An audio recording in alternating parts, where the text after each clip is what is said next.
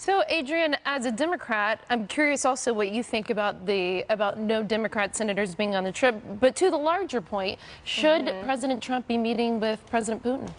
Well, certainly, I think Democratic senators this should have been a bipartisan trip, especially when you're dealing with Russia.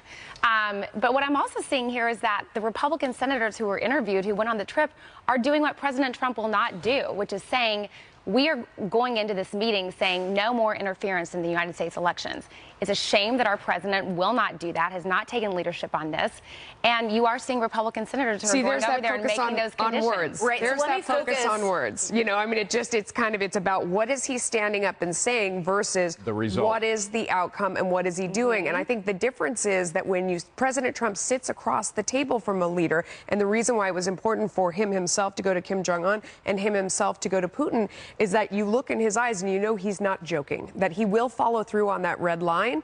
And I think they have to look into his eyes and know that it's not an empty threat, because we as a country have been making empty threats now for at least 8 years and more. But let's also talk about the actions. I mean, it's just pure fiction that President Trump hasn't been tough at Russia. You look at the expulsion of diplomats, you look at the shuttering of the Seattle consulate, you look at the exporting of lethal weapons to Ukraine, you look at energy exports to countries like Poland. Yeah, so I mean, you can go through the list. Syria, where we actually attacked Russian troops on the ground. And so there's a reason why there's a lot of friction in that relationship right now, because President Trump has arguably been very tough on Russia in his actions. But I would say that there are plenty of Republicans in the Senate who would be critical, Lisa, and I think I think Republicans in the Senate are going to give the president a lot of leverage on things like North Korea, on Afghanistan and Syria, and getting that right. I think that Republican senators will continue to hold this administration's feet to the fire on Russia, and so I think that do you disagree that he's been tough on? Do you not think he's been tough on Russia? I think not publicly. I think he needs to be tougher. But in his actions.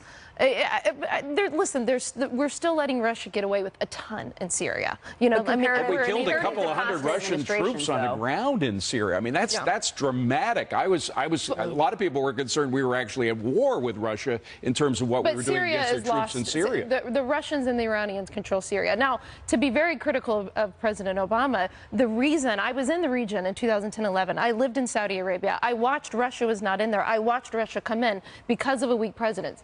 So President Trump inherited a mess from President Obama. So what do you want to see from President Trump on this issue then? What does he need to do in terms of action? I think the summit presents an amazing opportunity for him to show that he can be tough on him one-on-one, but at the same time, he is going to have to deal with some really tough issues that he inherited, including cleaning up Syria. So there are ways in which we're just going to have to find ways to agree, which I do think is why the summit is important. You and your twin sister are experts in the Middle East, aren't you? You know. Yeah. Who's actually in the studio. You can't see her.